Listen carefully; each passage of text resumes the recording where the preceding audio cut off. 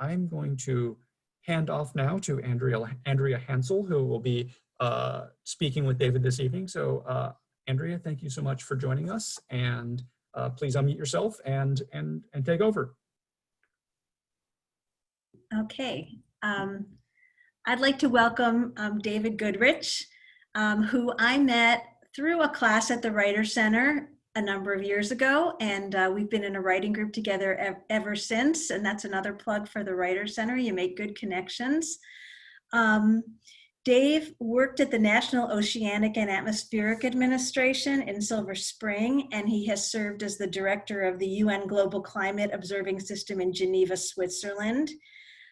He retired as head of NOAA's Climate Observations and Monitoring Program. In addition to the bicycle trip south from Alberta, which he writes about in the book we're talking about today, he has ridden from Delaware to Oregon, down the Appalachians and across Montana, South Dakota, France, and Spain. And his earlier book was A Hole in the Wind, A Climate Scientist's Bicycle Journey Across the United States. Dave, why don't you start, this book that we're talking about today is A Voyage Across an Ancient Ocean, A Bicycle Journey Through the Northern Dominion of Oil.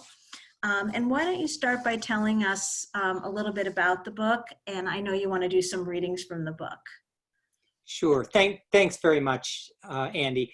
It's very neat to see some old friends on the call. I have a number of folks from our writing group, and this book and the one before it are both Writers Center productions.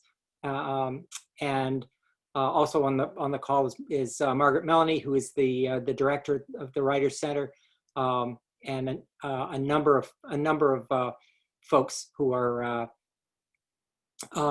writers. This particular book follows another that I did. As Andy mentioned, I worked for NOAA for better part of 36 years, and when I retired, my bucket list thing was to ride across from Delaware to Oregon and look at climate along the way. And I wrote a book about that called A Hole in the Wind. It was my inspiration came from John Belushi in Animal House, where he says, this calls for a stupid and futile gesture on somebody's part, and we're just the guys to do it. So, but after I went across, a couple of years later, I thought, okay, I looked at climate change from the bicycle seat going across. I wonder if I could ride to a place where climate change comes from. And that's where this book is about. I went from I talk about the Northern Dominion of Oil. I went from the oil sands in Alberta in Canada, around the town of Fort McMurray. It's a big area where there's some enormous mining going on. I'll show a couple of pictures in a minute. And then I went across to the Bakken oil field in North Dakota, which is one of the big fracking fields in the country. And in between those two is the boreal forest, part of the boreal forest in Alberta, and then the Great Plains, the prairie of Canada. And this was where the sea used to be. The central part of North America used to be covered by a shallow sea, and that same sea gave rise to both oil deposits, although in very different times. I sort of saw this as one of the, or two of the places where climate change comes from, where carbon is coming out of the ground.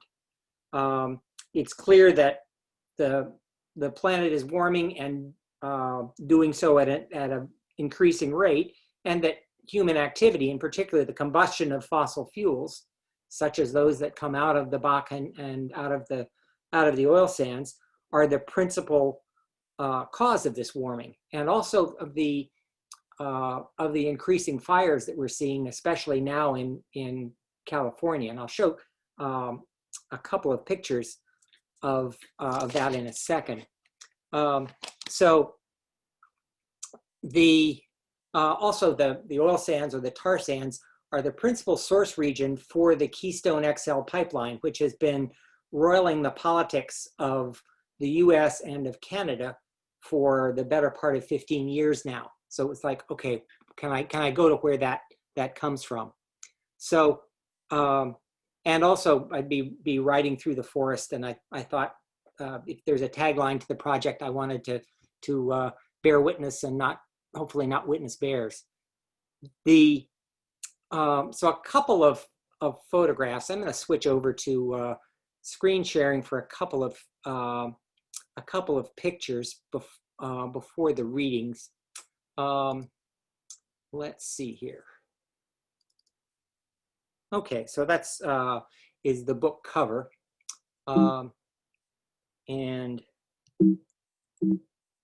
okay, this is the rig that I use to ride. I have the panniers in the front and in the rear. It's a pretty hefty operation. The goes about 50 pounds or so. I've got sort of slightly wider tires to get through some of the gravel roads.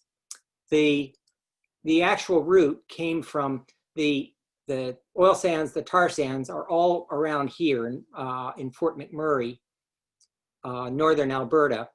The boreal forest goes down to, would be roughly around here on the map. So I rode down through the forest and then broke out onto the prairie right about even with Edmonton, and then went across the prairie of Saskatchewan through Saskatoon, Regina. One of the people on the call tonight is Lynn Salvo. There is a town that is right at the corner here called Moose Jaw. Lynn was riding across Canada. We had originally met at the Writers Center at a meeting, and she said, well, I'm riding across Canada. I said, well, I'm kind of doing some riding in Canada. So we'd had this magical dance where we both decided to do the meet me at Moose Jaw thing. So then rode down through the northern border of North Dakota. This region in here is where the Bakken field is. And then finally ended up at Dickinson, which is quite close to Theodore Roosevelt National Park. Got a couple of pictures of from Teddy here. So before I left Fort McMurray, I chartered a Cessna with a bush pilot, and we went up to take a look at the oil sands from the air. And it's really an amazing place. It is kind of scary. The scale here, this is one of the tailings ponds. This is about 2 miles or so in diameter. Beautiful in a funny kind of way. This looks like the latte on top of your coffee.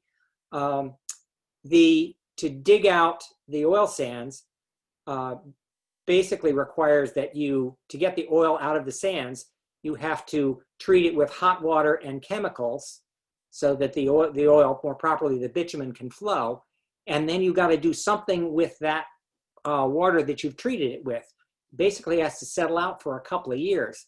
And they create these tailings ponds, which are some of the largest man-made structures on the face of the earth. This is what the mining operations in the oil sand look like, also from that flight.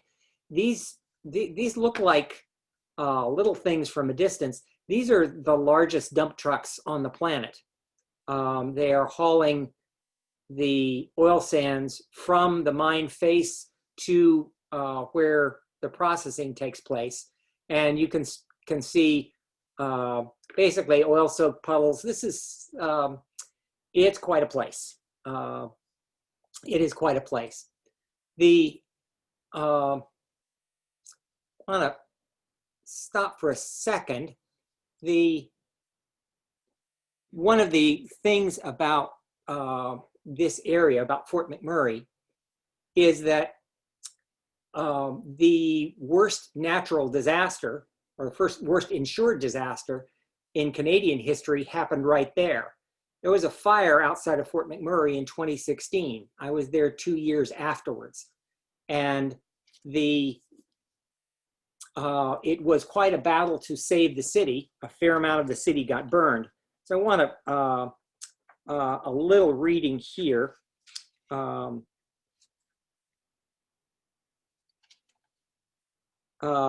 With particular interest to the subject of the fires right now. When I was growing up, Smokey the Bear was all over TV. He was a big, deep-voiced bear urging you to douse campfires and snuff out matches. He would point his finger at you from the screen, with his closing the commercial with his catchphrase, "Only you can prevent forest fires." I believed absolutely. If you can't trust a bear in a ranger hat, who can you trust? Smokey lied. Well, not completely. But the origin of many fires has nothing to do with humans. In Canada, lightning starts 45% of all fires, and those fires represent 81% of the area burned. Still, when it gets hot enough and dry enough and windy enough, almost anything will start a fire. Maybe one of Smokey's misplaced matches, or heat from a motorcycle muffler, or sparks from a railroad, or lightning. The point is, it doesn't really matter how it starts. Climate change is getting things plenty warm. If you heat popcorn on a stove, there's no way to predict which kernel will get things going, but one will. On May 1st, 2016, in the heat and the drought, something popped 12 miles west of Fort McMurray. What preceded that little wisp of white smoke is anyone's guess. The conflagration that ensued became variously known as the Horse Creek Fire, or Wood Buffalo Fire, or Fire 9. In Fort McMurray, they just know it as the Beast. I go on to describe the battle with the fire in Fort McMurray, but back to considering later on in the chapter, did Fort McMurray's business have something to do with Fort McMurray's tragedy? At the Oil Sands Discovery Center, which is the town's museum exhibiting the oil sands mining process, the Oil Sands Discovery Center, they make the point that this is the third biggest oil deposit on the planet. It's hard to make the case that it's a tiny part of the fossil fuel emissions, while simultaneously maintaining that oil sands are an infinitesimal part of the climate change problem, while concluding that it's the third biggest oil deposit on the planet. Simply put, carbon, of which the oil sands are a huge source, is a primary driver of climate change, the very thing that set up the boreal forest to burn. It's not karma, it's physics. The only way to slow the warming, the droughts, and the fires is to reduce our production and consumption of fossil fuels. Ultimately, humans hold the key to slowing this down. Only you. I think about a bear pointing out from a TV commercial. Maybe Smokey was right after all. A quick look at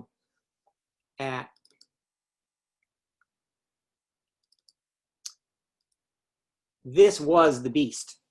Was a photograph from May 2016 in the evening, and you can see these huge, they call them pyrocumulonimbus clouds. This is a fire making its own weather. This is the fire is so big that lightning is coming out of it, in some places producing its own rain. Was an amazing thing. The area all around Fort McMurray that I rode through, all through the that boreal forest had been burned out, as well as a substantial part of the city. They managed to save the center of the city with some fairly heroic efforts. But to get to the ride, the thing that really was kind of intimidating to me was this sign at the edge of town.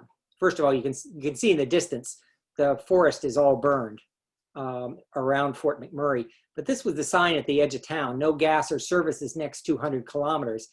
And I had this sinking feeling in my stomach that I really hope I had everything I needed, because I was on my own. And for example, I was really hoping that there was that man camp the first night out, that it was still open.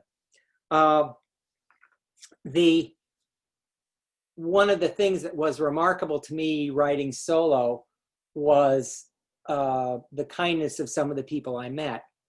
About 2 days out, going through the deep woods in northern Alberta, was about a 70-mile day and some pretty serious rain.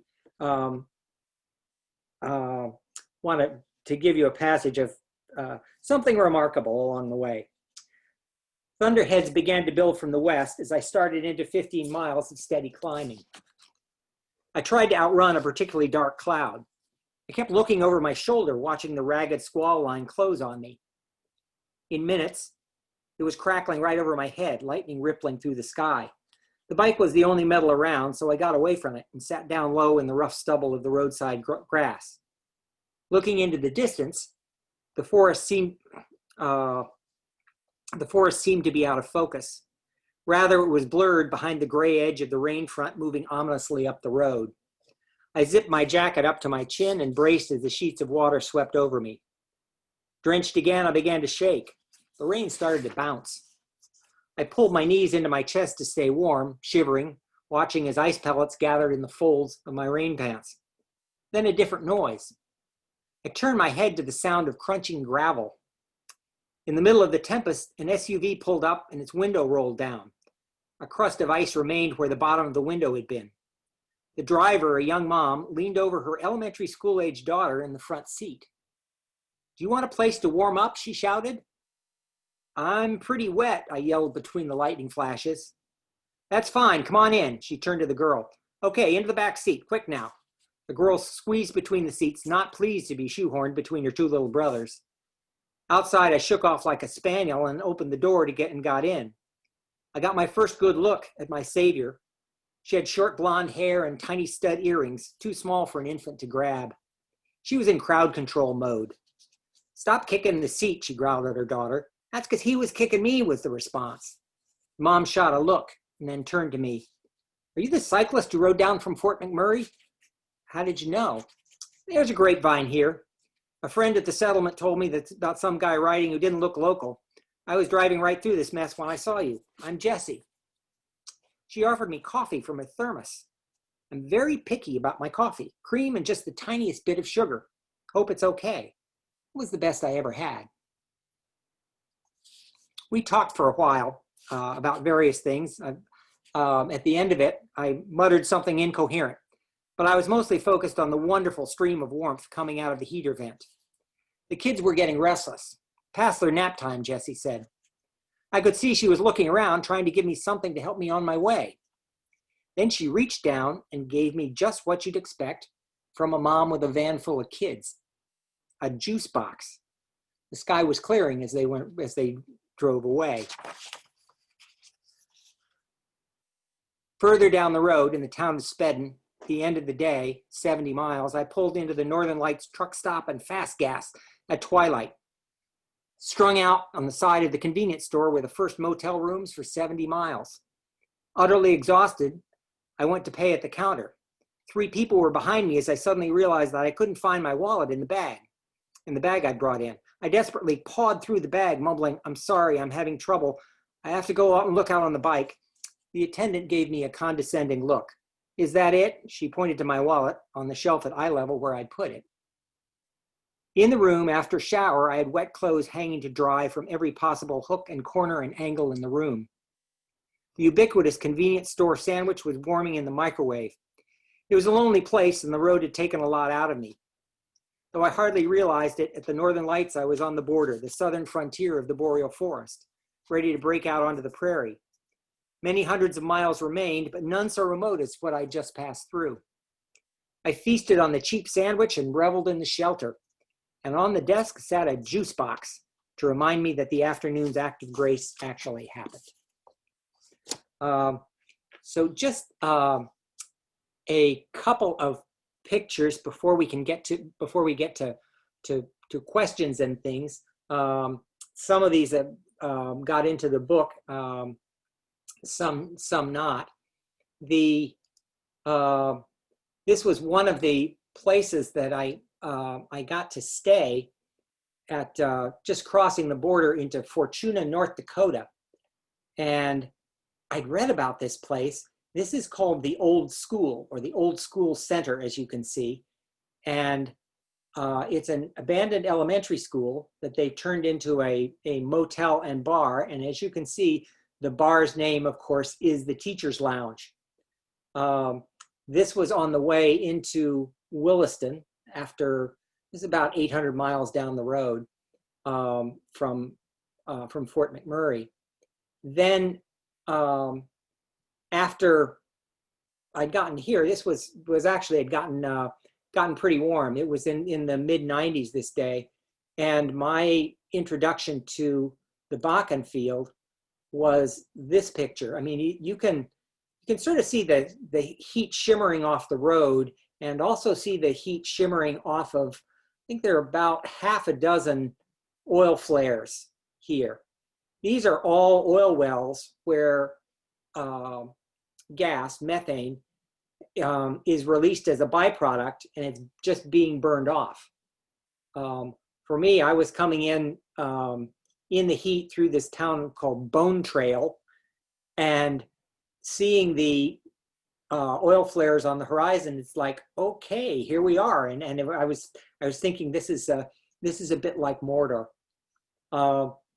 The other thing on the opposite side of Williston, if you keep going south, you come to Theodore Roosevelt National Park. And this was the place where Teddy was a cowboy, where Teddy did his cowboy thing for a couple of days before coming back to New York and ultimately the presidency. I've always loved this picture from the Library of Congress. This was how Teddy decided to dress up when he came to North Dakota. And I look at this, these are tailored buckskins, and you look at that and you think, this is a dude from New York City, and he's gonna last about 2 hours when he gets in with the real cowboys. And it actually turned out to be just the opposite. The guy had more energy and endurance than about any 3 cowboys. And many of the cowboys that he ended up working with signed on as the Rough Riders later on when during the Spanish-American War. The town, the gateway town to Theodore Roosevelt National Park, is Medora, North Dakota. Was sort of the end of the road for me. I had a day where I just wanted to do nothing but sleep. My wife, Conchetta, had come with me, and she said, well, I think I'll just go take a wander around town. And this was what she came up with. Elvis's are to Vegas as Teddy's are to Medora. And Connie came across a convocation of Teddies in the street, walking around. What you can see, this is Quentin Roosevelt, or a reenactor of Quentin Roosevelt, who was Teddy's son. This is a cowboy Teddy. This is a President Teddy. This is a Rough Rider Teddy. And they have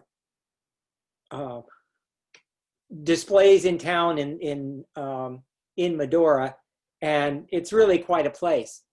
But the one thing I noticed later on, I mean, Teddy did much of his thinking about conservation. He was our conservationist president. He was the trust buster when he became president.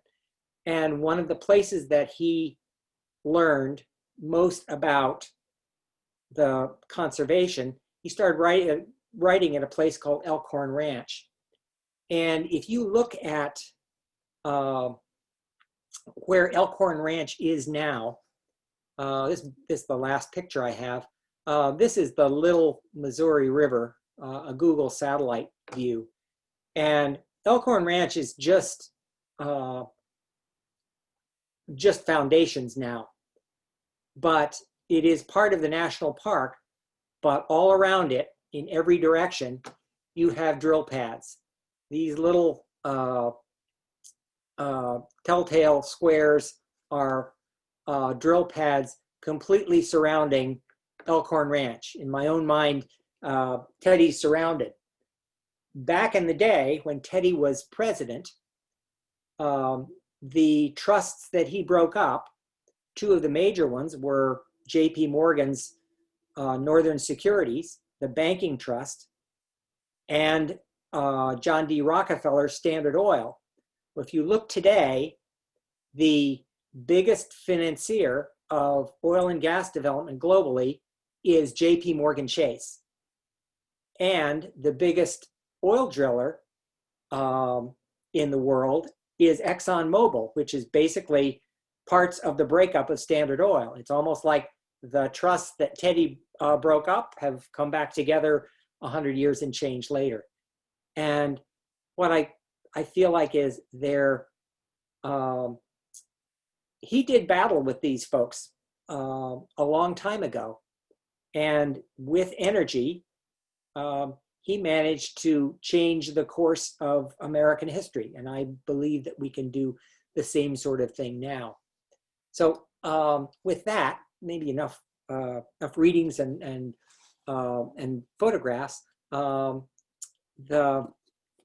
know that if there are questions that you folks have, and can put them in the chat room, and I know Andy had some questions also.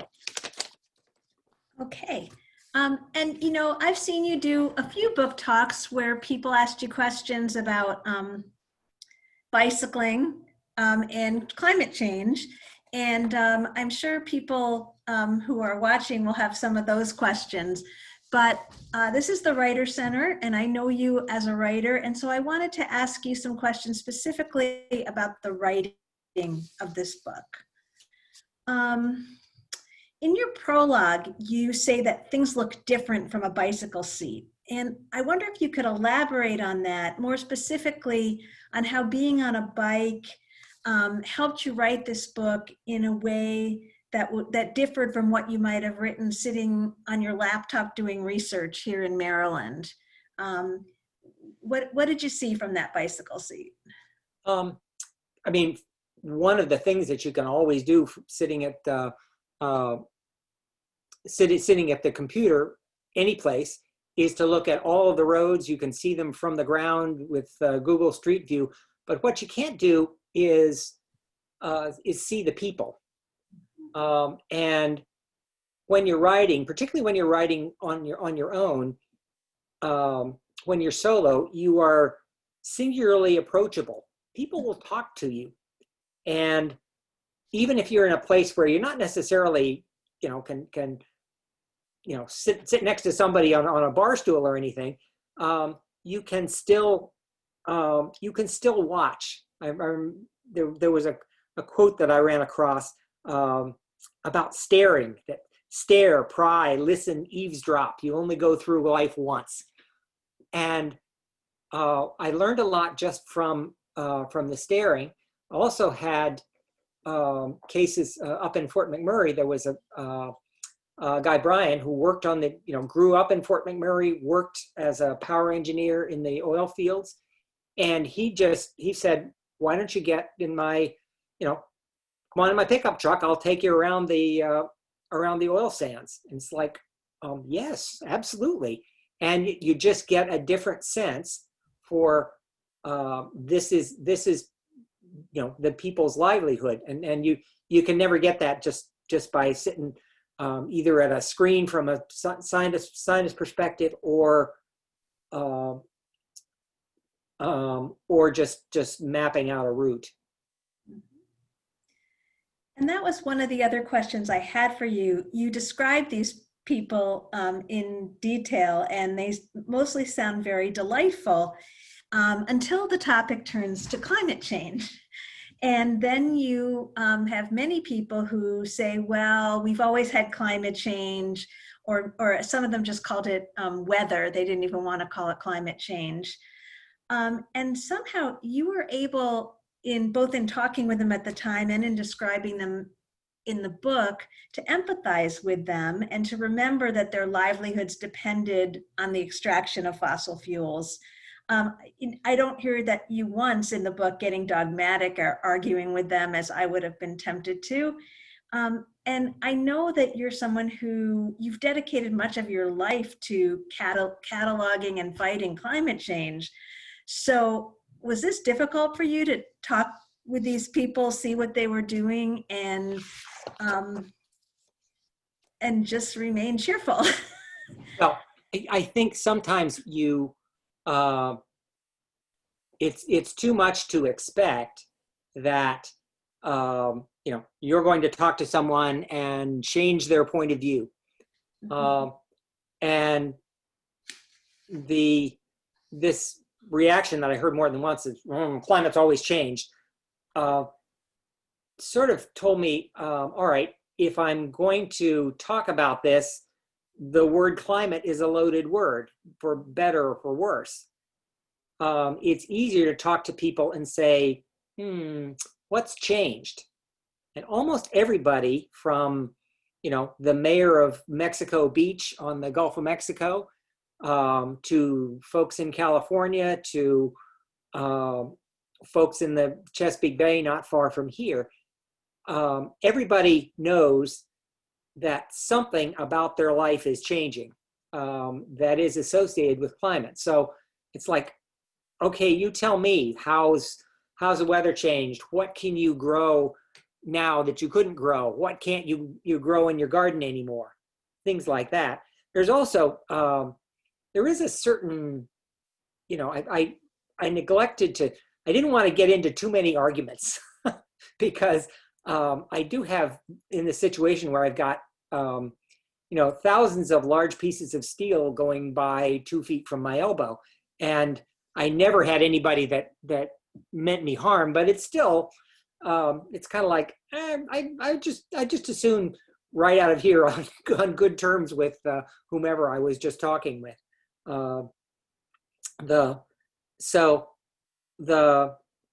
Sometimes it was disappointing.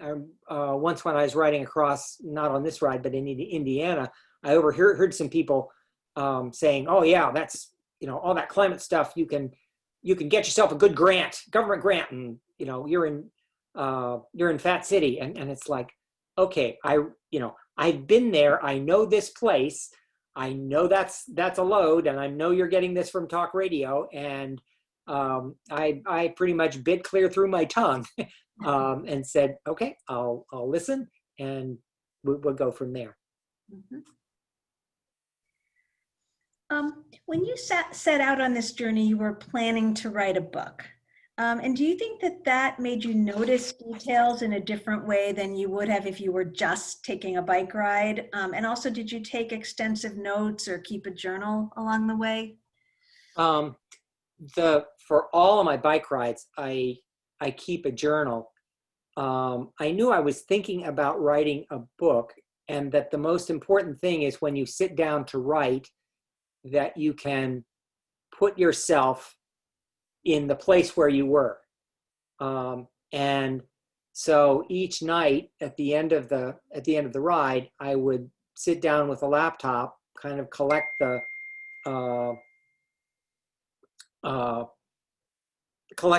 various photographs that I'd taken, figure out how, what kind of stupid jokes I was thinking up during the course of the day, and put them down in a journal.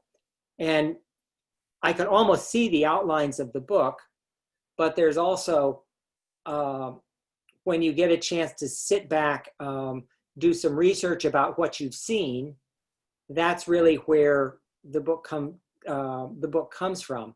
I'm not one of those people that can, that are talented enough or imaginative enough to imagine their own world.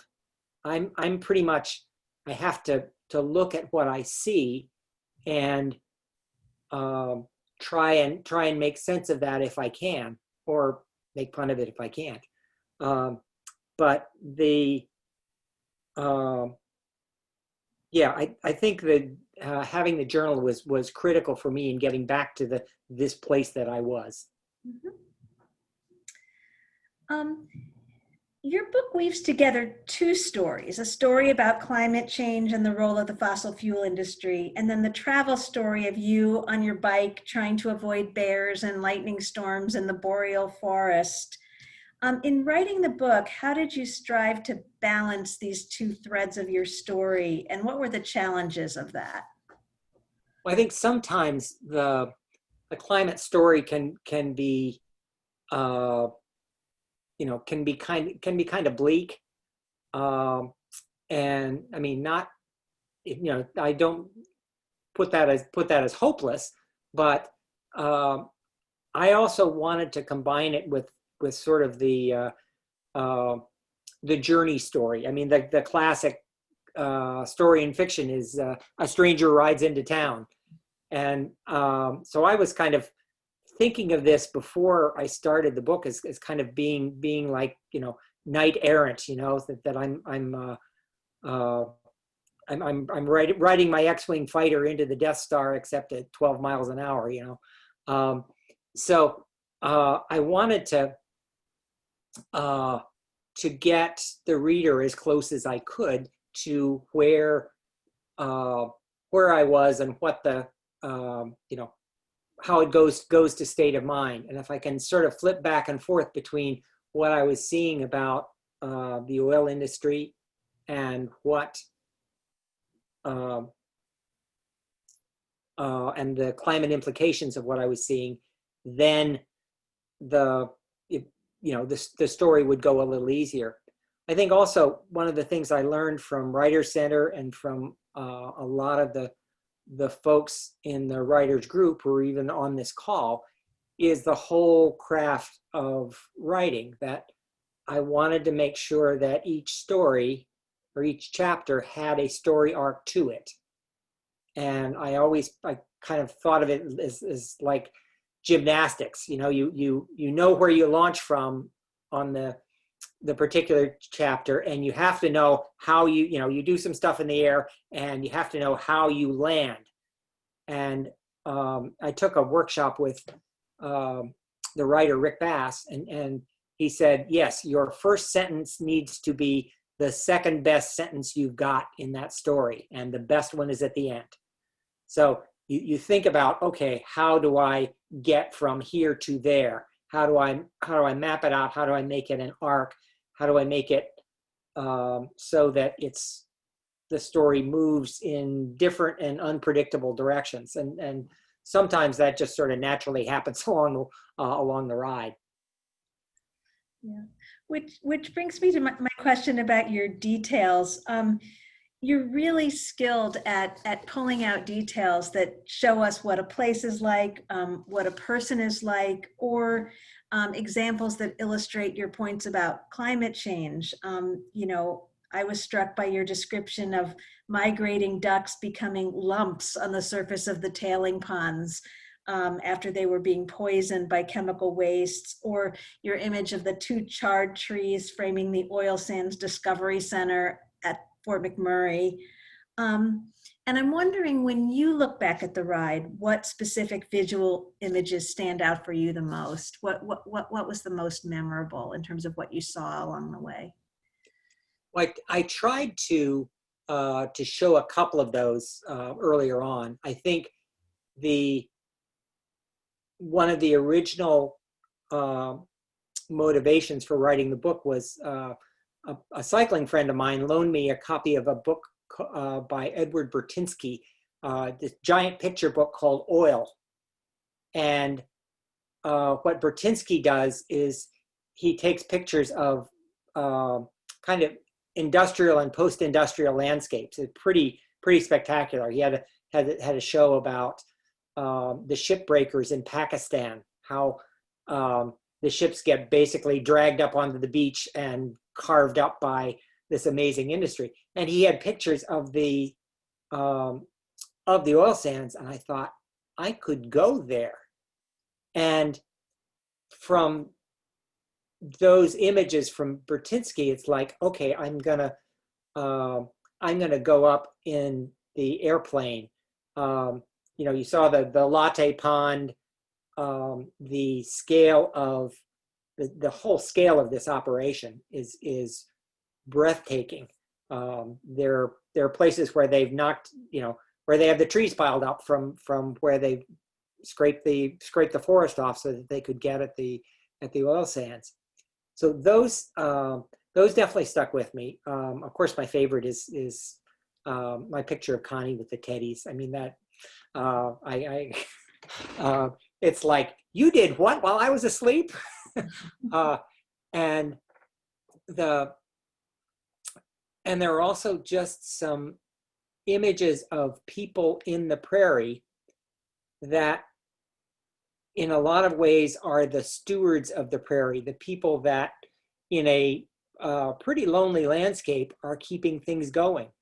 I have a photograph that still sticks with me of the Purple Palace of Paynton, Paynton, Saskatchewan, where a woman who's retired has this whole motif of everything purple, including her hair.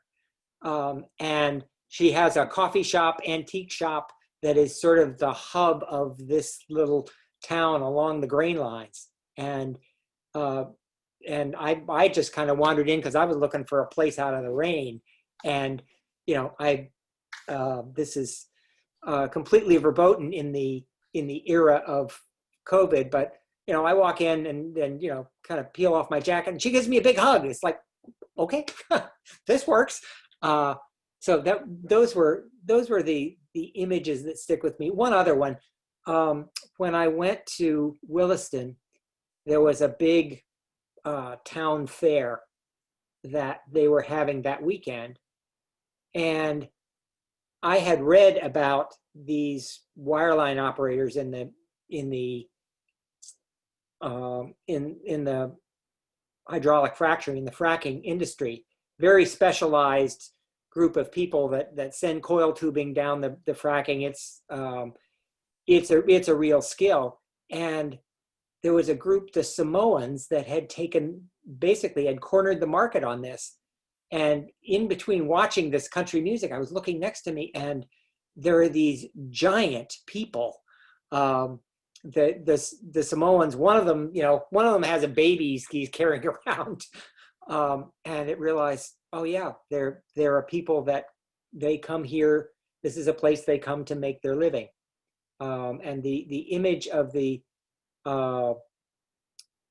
Samoan, I think he had a T-shirt that said "Straight out of Tonga," and that one stuck with me. So my last question for you, and then we'll open it up to some questions that anyone else might have, but this is more of a question about climate change rather than writing. You tell us in the book that 80% of known stocks of fossil fuel, and that's the ones we know about, would need to stay in the ground in order to keep climate change within somewhat manageable limits. What lifestyle changes would this entail for Americans, people like us, and how would you sell people on making these sacrifices now for later payoffs? For starters, I feel like it's not really that much of a sacrifice. And I give you my case in point. When I worked for this Global Climate Observing System, I was at the UN in Geneva. So I got to know European lifestyles. And the Europeans basically per capita burn about somewhere between a half to 2/3 of the fossil fuels that North Americans do. And it's just, I'm not sure anyone would argue that the Europeans have a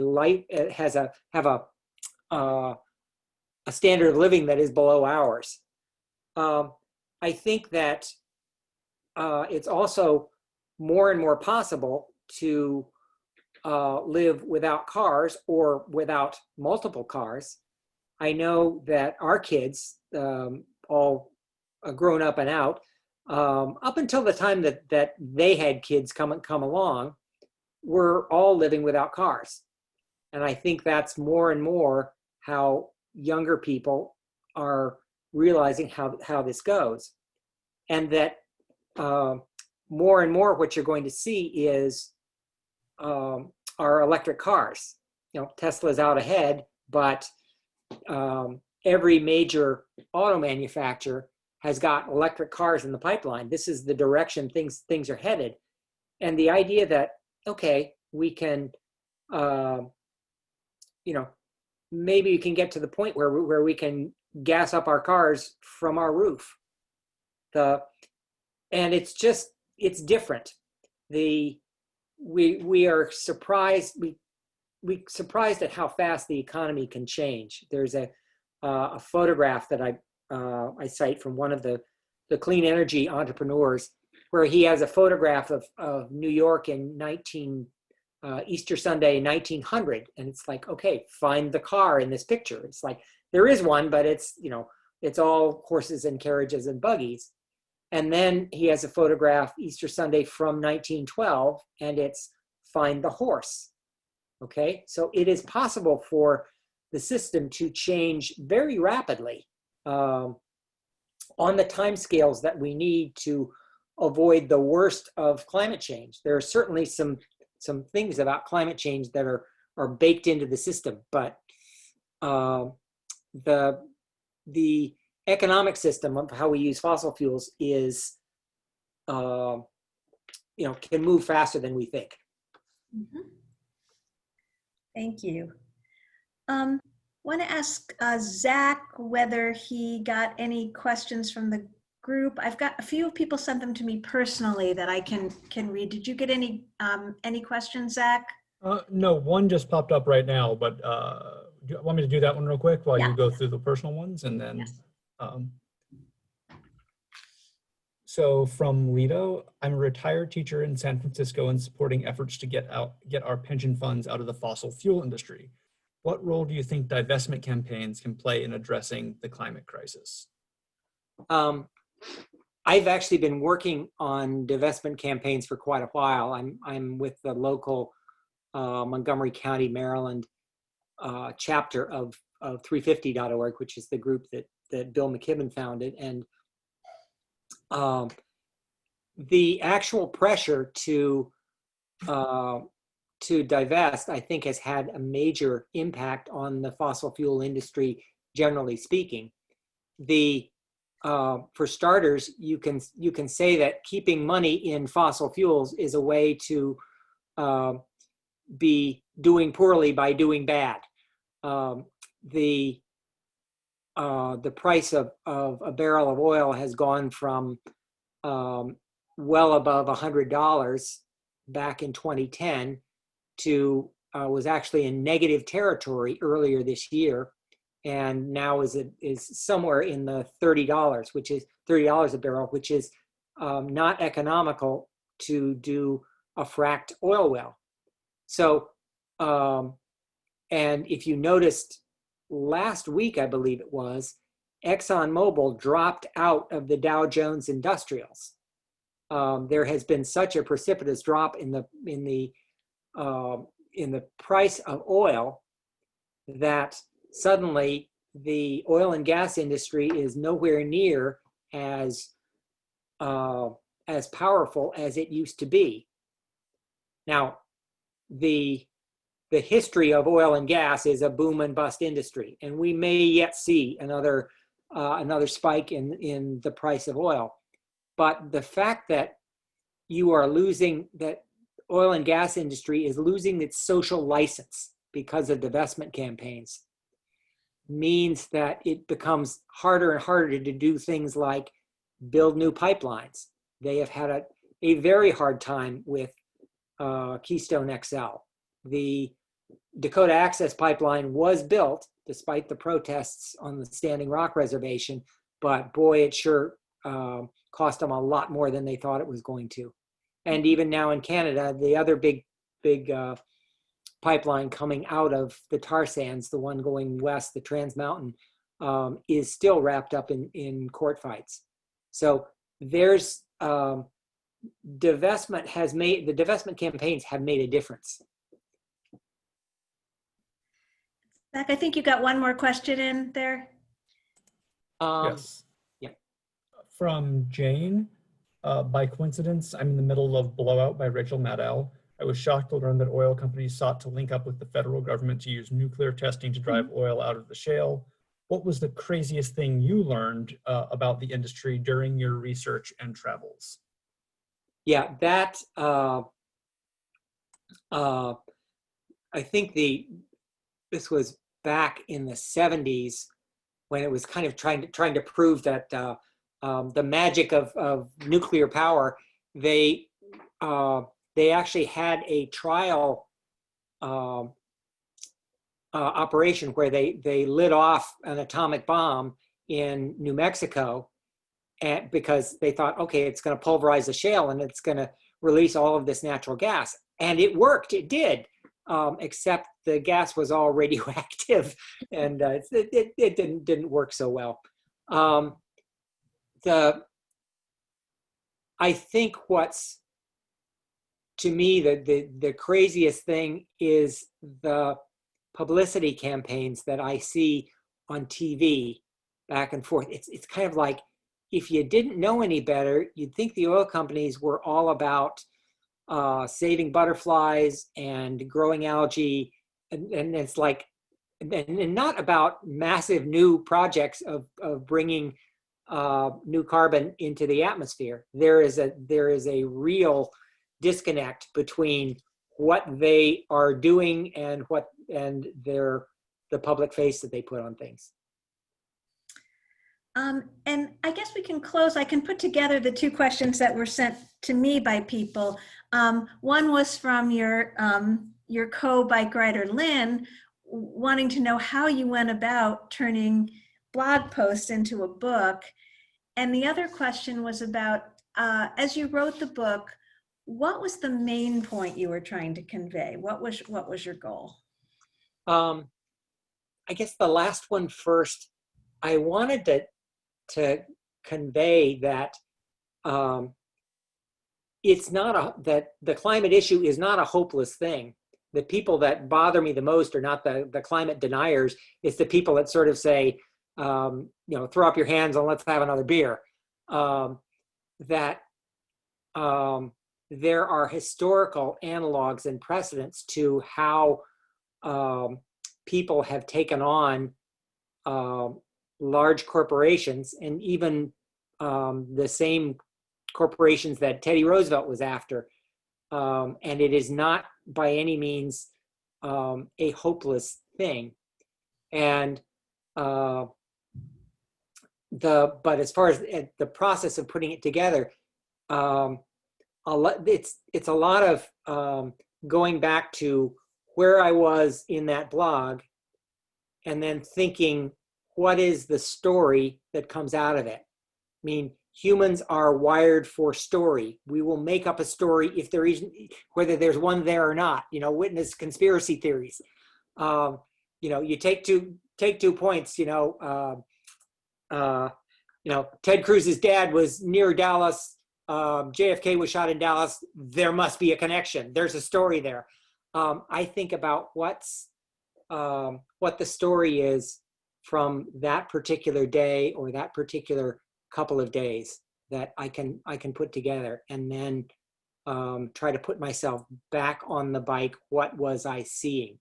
And try to make it as vivid as I can. Thanks, Dave. And I'll turn things back over to Zach.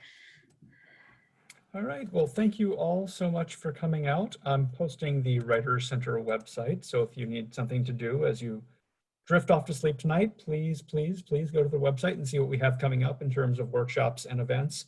Again, we have another free event this week, more free events coming up on the horizon. So we hope if you enjoyed this, you'll enjoy some talks about, Andrea, I'm really glad you did the focus on writing, because that's what most of our talks, especially during quarantine right now, are all about.